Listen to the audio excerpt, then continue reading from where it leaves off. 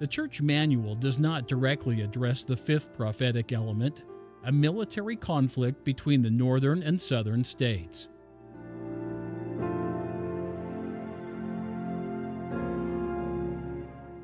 Apparently, this element is considered a given.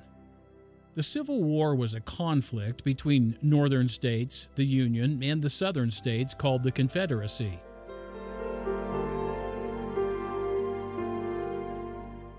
Now, we agree that the American Civil War fulfilled this element of the revelation. During this initial phase of war, the southern states will call upon other nations for assistance. These nations will include Great Britain and other nations. The diplomacy of the Confederacy did reach out to other nations, primarily Great Britain and France, but also to the Vatican and Ireland.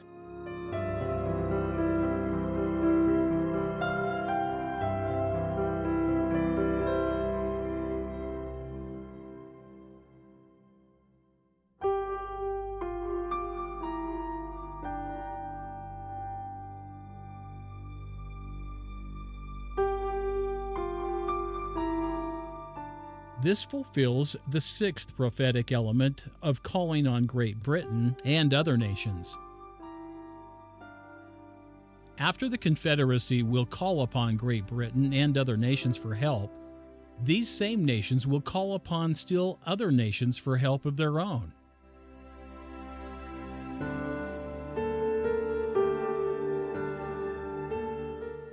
To be clear, they here refers to the antecedent, other nations, and not to the southern states. This would indicate that Britain, France, and the other nations would in turn call for support from still other nations. But did they?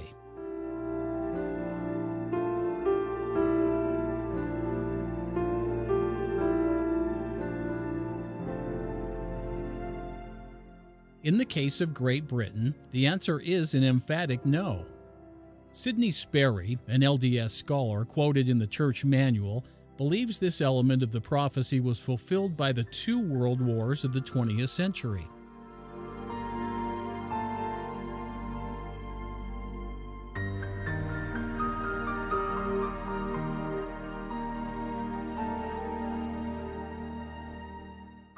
This argument is specious on multiple levels. First, the First World War began on 28 July 1914, 49 years after the end of the Civil War. The Second World War began 21 years later. How can these two wars be connected to the Civil War? How did the Confederacy's plea for help to Great Britain and the other nations lead to their participation and request for assistance in these two world wars?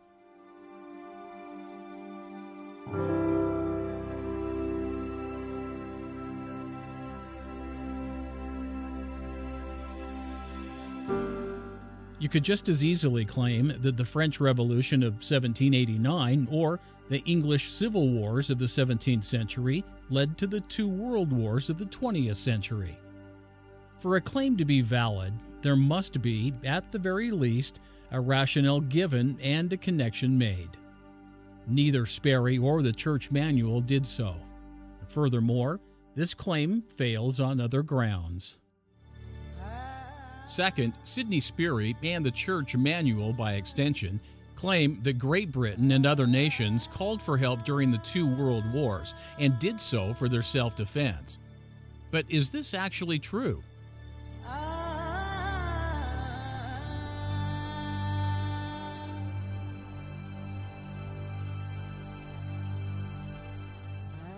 We know that Great Britain did not call for help during World War I.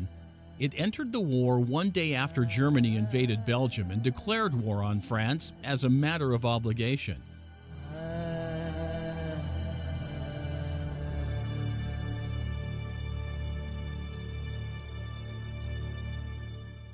Great Britain's security was never directly threatened in World War I. Though costly to the British Empire in terms of casualties, the Western Front of the war was fought on the continent. There was no need for Britain to call for assistance in its defense. This fact alone invalidates World War I as a fulfillment of the prophecy. True, Belgium did ask for help, invoking the obligations of the 1839 Treaty of London, but Great Britain did not, nor did France. World War II officially began on the 1st of September of 1939, when Great Britain and France declared war on Germany.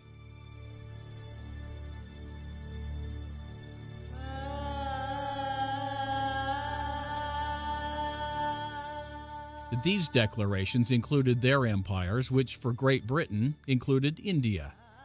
Soon thereafter, members of the Commonwealth followed with their own declarations of war. The war quickly devolved into a true worldwide war. Within a few months, almost all the nations of Western Europe were combatants. The Soviet Union invaded Finland. After dividing up Poland with the Soviet Union, Germany invaded Denmark, Norway, and eventually France. Italy joined the fray by declaring war on France and Great Britain. Again we ask, did Great Britain and France and other nations call on still other nations for help?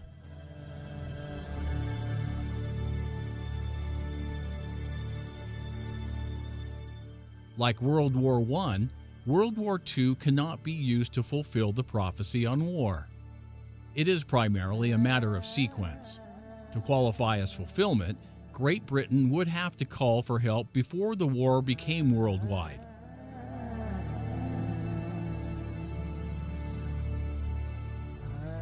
However, as we noted, the war was global almost from the beginning. No request for assistance by Great Britain and other nations led to the globalization of the war. Furthermore, with the German Blitzkrieg, France had no chance to ask anyone for help. France and the Benelux were conquered in 6 weeks.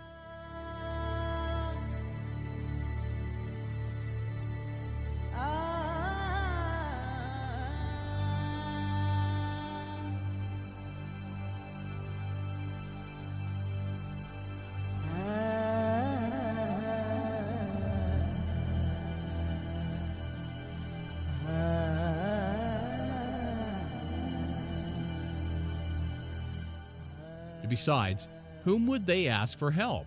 All the other nations in Europe had already entered the war, had been conquered, or were neutral. Instead, they capitulated and signed an armistice with Germany. Great Britain did ask for help and receive it from one nation to help them in the war, the United States. The United States sent massive material aid to Great Britain, Free France, and other nations throughout the war. The aid program was called Lend-Lease.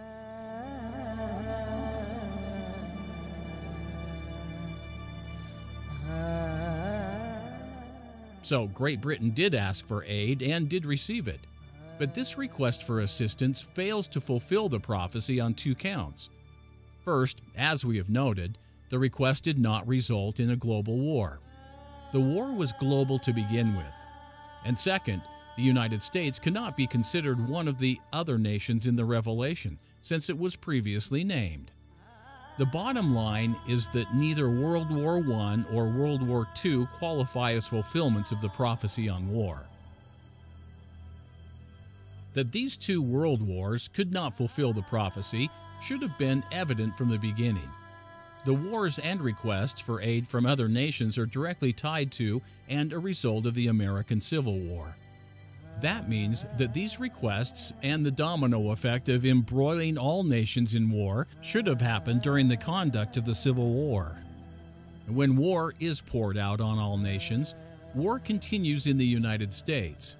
The Revelation never puts an end to the war between the northern and southern states.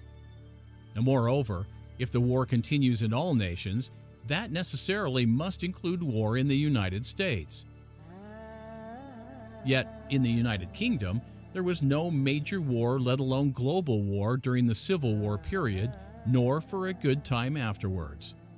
It was the Victorian era, an age of empire building and Pax Britannica up to World War I.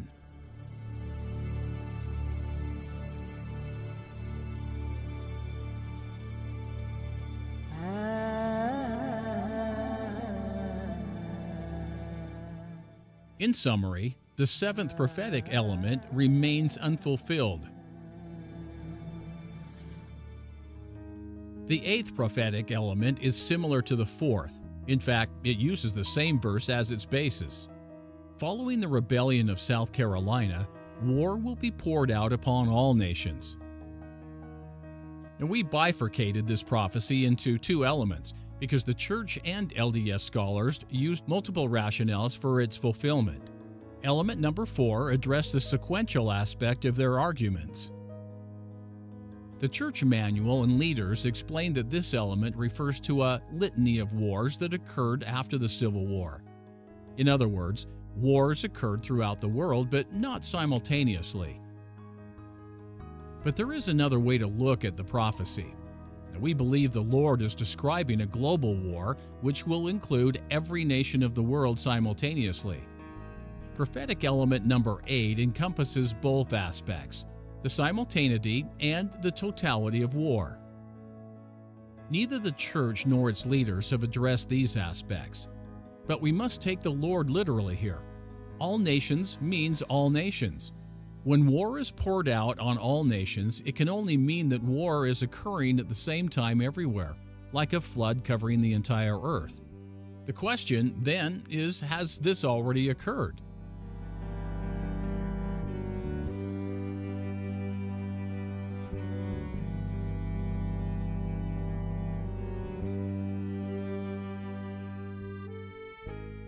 Neither World War I or World War II included all the nations of the world. The list of neutral countries varies, but all agree that there were some countries in both wars that maintained neutrality throughout each war.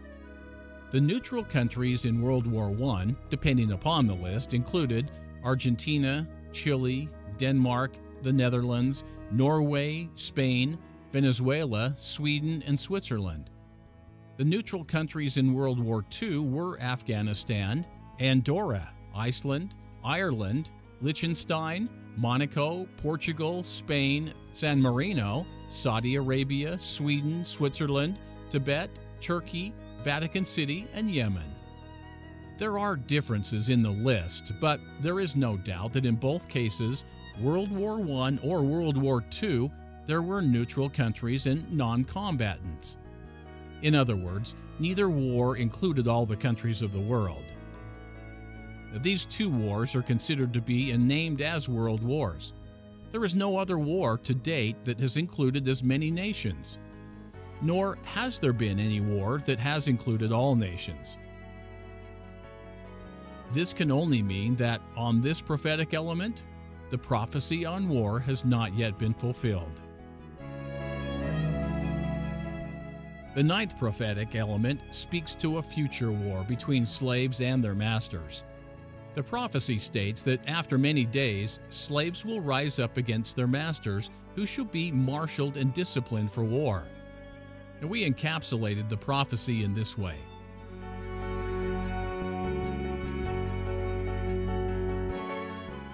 From the beginning, it has always been assumed that the slaves and the masters referred to the ongoing slavery in the southern states. After all, this was the context of the revelation, as we have noted. Joseph Smith himself believed that it would probably arise through the slave question of the time.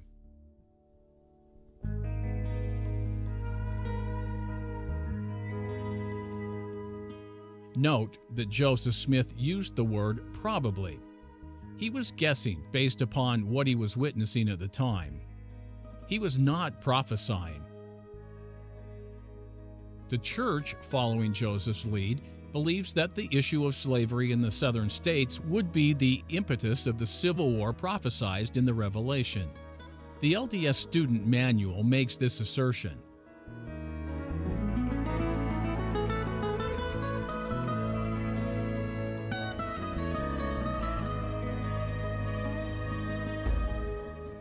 In fairness, the manual does make it clear that this connection between the Revelation and the U.S. Civil War is merely an assumption. The manual also makes the case, citing Elder Joseph L. Worthland, that the verse could also refer to slaves throughout the world. Elder Worthland, believed that the prophecy extends beyond the slaves in the southern states, though they do qualify as fulfillment. He particularly mentioned China and Russia, though extended the prophecy to the entire globe.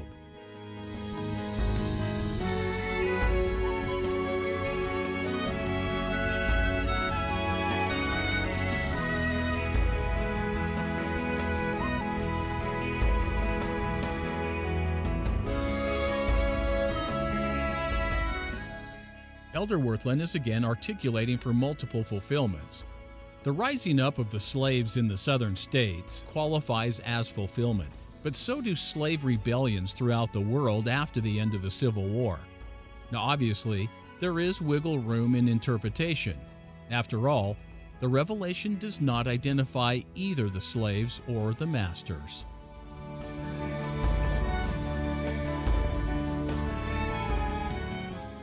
The statement by Elder Worthland regarding the slaves in Russia and China is curious. He made his statement in 1958. There had been no slave uprising in either Russia or China at that time. He made no claim that there had been any uprising of slaves in those countries. The Tiananmen Square protest occurred in 1989, and the revolutions that led to the demise of the Soviet Union took place in the late 1980s and early 1990s, both of which may have qualified as slave uprisings under the Apostles' criteria.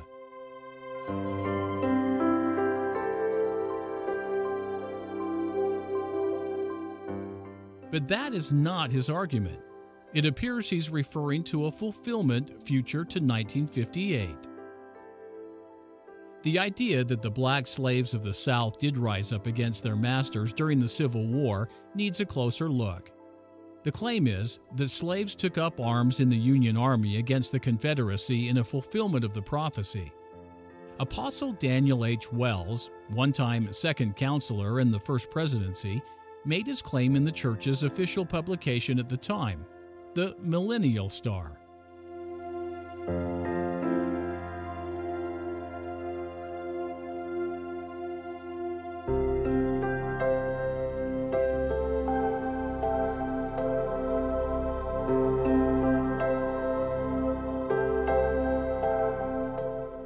Indeed, there was quite a large number of African Americans serving in the Union Army.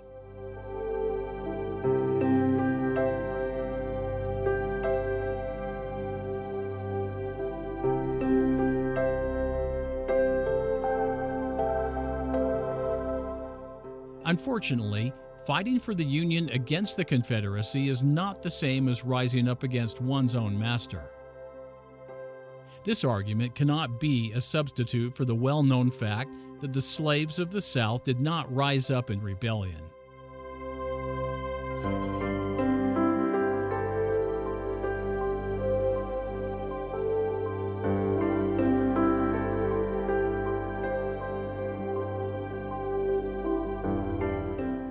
There's another reason for ruling out the participation of slaves in the Union armed forces as a fulfillment of the prophecy. The revelation clearly states that the slave rebellion will occur after the preceding events, including the rebellion of South Carolina, the war between southern and northern states, the call to Great Britain and other nations by the South for assistance, the subsequent call by Great Britain and other nations to yet other nations, and the onset of war amongst all nations. Secondly, the revelation clearly states that the slave rebellion will occur many days after the aforementioned events. That is, slave participation in the Union Army does not meet any of these criteria. Now, we are still waiting for the global war among all nations to begin, so it is impossible for the slave rebellion to have started. Prophetic element number 9 has not been fulfilled.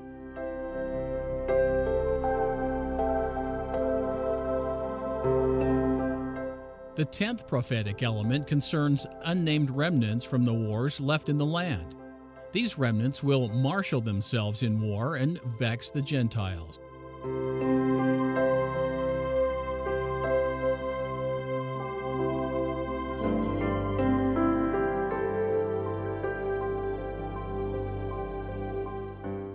Church leaders and scholars are all over the map on this element. The problem of interpretation stems from the definitions of remnants and Gentiles. The manual points out that remnant is used in Scripture to refer to a segment of the house of Israel. Now, this is true. As the Church admits, this has led to a common interpretation that the Lamanites, a remnant of the house of Israel, would rise up at some point to vex the Gentiles. At the same time, the manual cites a quote from President Joseph Fielding Smith, who expands the scope of rebellious Lamanites beyond the borders of the United States to Mexico, Central and South America. President Smith also suggests that this vexation may not be completely fulfilled.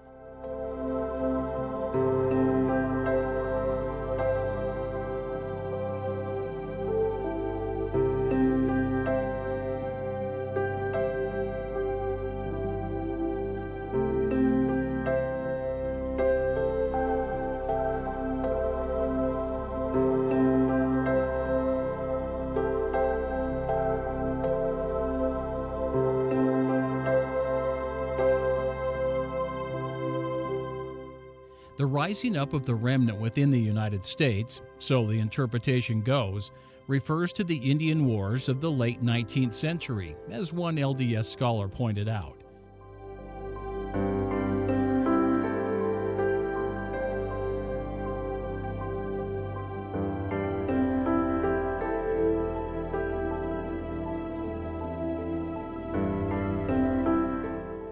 Aside from the misconception that a prophecy can be fulfilled multiple times, the idea that one remnant can fulfill a prophecy of plural remnants does not work. Certainly, one remnant can be part of the fulfillment, but not all of it. The question must be, what are the other remnants mentioned in the prophecy? The Church Manual covers all bases by pointing out that remnant has other meanings in Scriptures, including members of the kingdom, the saints.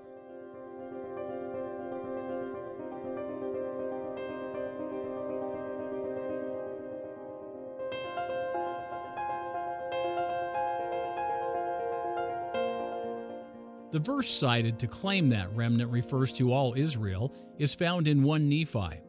However, remnant is clearly only a part of the house of Israel and not the entire house itself. The use of remnant to refer to Jews is found in Isaiah. Again, this is only one remnant, not remnants in the plural.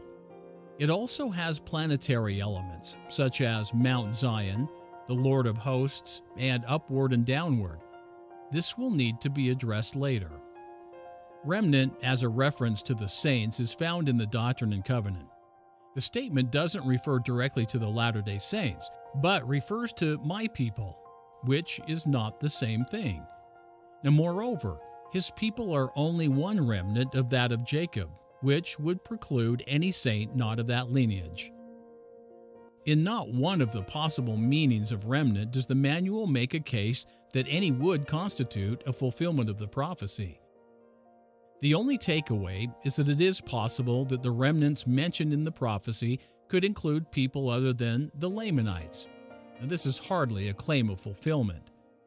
Until these terms, remnant and Gentile, are clearly defined within the context of the revelation and then specifically tied to a historical fulfillment under those definitions, this prophetic element cannot be considered fulfilled.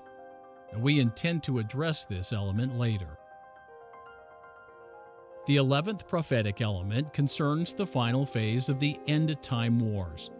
The Lord, in his all-consuming wrath, will destroy the world through planetary calamities, making a full end of all nations.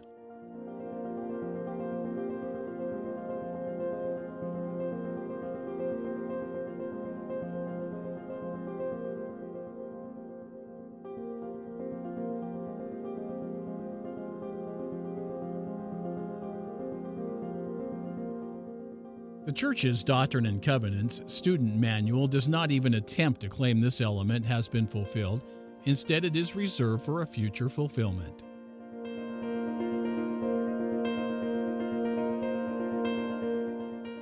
The Church obviously recognizes that the calamities have not happened and that all the nations of the world still exist. Therefore, it is obvious that the concluding stage is yet to be fulfilled. Unfortunately, the Church does not understand the nature of these future events. The Lord is clear as to their nature, calling himself the Lord of Sabaoth. The manual cites the scholarly understanding of the title.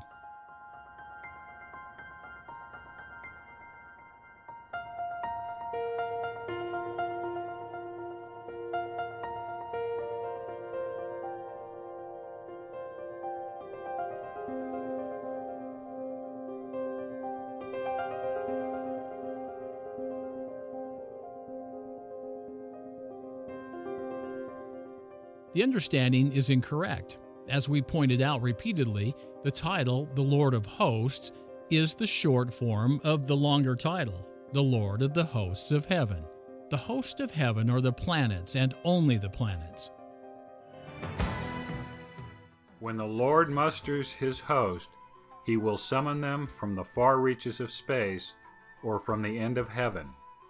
This host, to be specific, will not include the distant stars, nor the sun or the moon. The soldiers in the Lord's host are the planets.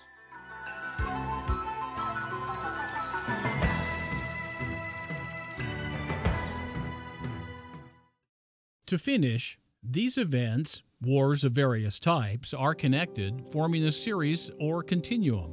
They cannot be disconnected or isolated from each other. This continuum is expressed as being poured out from one place, South Carolina, to the entire world, eventually bringing the fall of all nations. This continuum of connected wars has not occurred. The Church claims, to the contrary, that there are independent and isolated wars occurring over time that meet the criteria of the Revelation. These wars cannot and do not fulfill the 12th prophetic element. This can only mean that the first prophetic element, that there will be wars, is also not fulfilled. Only the American Civil War meets the criteria set forth in section 87. Of the 12 elements of prophecy set forth in the Revelation, only 3 meet the criteria for fulfillment, while 1 can only partially fulfill in criterion. The remaining 8 elements in no way fulfill the demands of the prophecy. For a reputed prophet, such as Nostradamus, or a futurist like Nikola Tesla, a 25% hit rate is considered remarkable.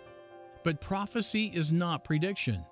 Prophets, true prophets, have actually seen the events as they occur. There is no guesswork or margin of error. The events will take place exactly as described, without exception. We must also note that the prophecy recorded in section 87 of the Doctrine and Covenants comes from no ordinary prophet. It is the word of the Lord Jesus Christ.